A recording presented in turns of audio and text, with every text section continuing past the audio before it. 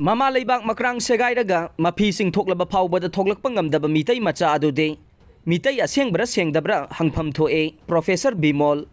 Mama leibak makrang segairaga maphising thoklaba phawbada madugi mayokta thoklakpa ngamdaba mitei macha adude mitei asengbra sengdabra hangpham thoe Manipurgi lusingba singna haibidabagi wanne kaithelgi ngayon bigi lubakta kaklaga yonba nga dawna aikoina leiragliba se yamna kuirabani haina Professor Akoizam Bimol na phongdokre Delhi Mitai Coordinating Committee DMCC amade Coordinating Committee on Manipur Integrity ga punna khusamnana sinduna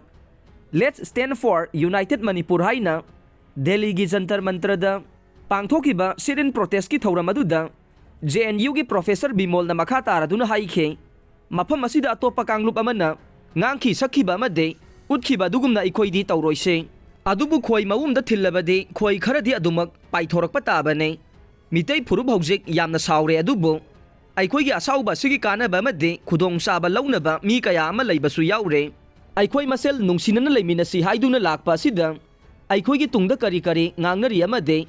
Kari Kari Taurang Toksil Tauri Haiba Tabaksing Mayek Sengna Kangan Birak Pagidamak Kuki Silinau Singbu Tagat Pa Pongdok Sare Kari Gumachumna Ilambadage Namsilak Labade Tumina Laitok Pagi Mahutta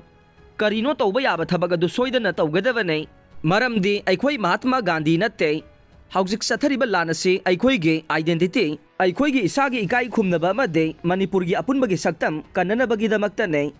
Aikoigi Purubase Ipa Ipusingna Ladikaya Puyana Singba Iduna Tambiram Laba Purup Amane Aikoigi Way Bachana Pathap Lonsat Loina Lejay Indian Army Singna Manorama Rep Tauduna Hatkiba Matamda Aikoine Indiagi Army Kudingmak Repis Ni Haikide Subnagi Rep Aduda Sianariba Indian Army Singadubo Sairak Pigadabani Haike Aduga Togli Bairang Asida Nupi Anida Mitei Karana Sataki Batawong Aduda Mitei Pumna Makpo Repis ni Haidi Basi Karamba Logic ta Haidi Bano Mitei Purupu Atamnana Mang Tak na Basili Basi Karigino Aikoi Kanglon Chumna Aikoigi Ipa Ipusing na Takpi Tambiramba Duge Matungin na Lanteng na se Kuki Pumna Makpuso Aikoi na Yeknaba Oy na Kangum se Nungsi Sana na Laimina Basibo Kayam Kaibano Kanglu Purup Kaya na Kundami na Riba Maramna Aikoigi Achauba Thodang Kaya lay Aikoina Lanthengnari base Manipurgi Apunbagi Saktam Gidamaktane Aranba Thawong amadi Waidabada Yumpam Waiduna Ima Laibak Manipurbu Mache Tanabagi Hauragliba Lanase Aikoi Pumnamagna Sidriba Phauba Lanthengnase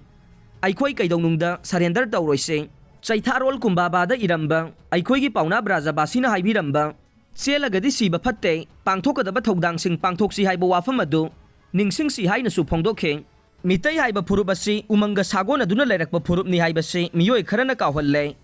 Manipur Haiba Lam asi Umang Tana Pik Thanba Lamdamne Ngasi su Google Map ta Dumag Yengba Matamda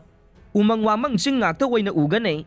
Mitei Haiba Purup asi Umang Laibu Lachaba Purup amane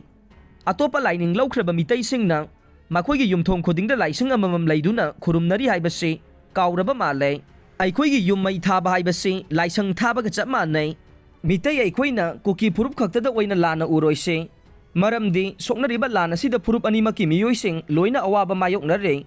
Masi Kanana Thokan Bano Amade Amotpa Politics Tauriba Singadu Kanano Haibadu Kangminase Mitei Ge Maira Paibi Ima Singdana Tiar Gas Hu Chenba Gas Amade Electric Current Fauba Thazin Bagi Pau Phangle Aduga Atopa Purup Amagi Nupi Singna Ihau Haurakpa Matamdana Karigidamak Adugumba Thawong adu Sathadribano Loina Paula na Sandogli Basigi Mayokta Political Party Singsu Thokpiraklo Aikoi Puna Thengnaminasi Hainasu Mahakna Phongdokhe Ngarangi sit-in protest ki mifam aduda Atay Atopa Wangangloi Kaya su Saruk Yakhe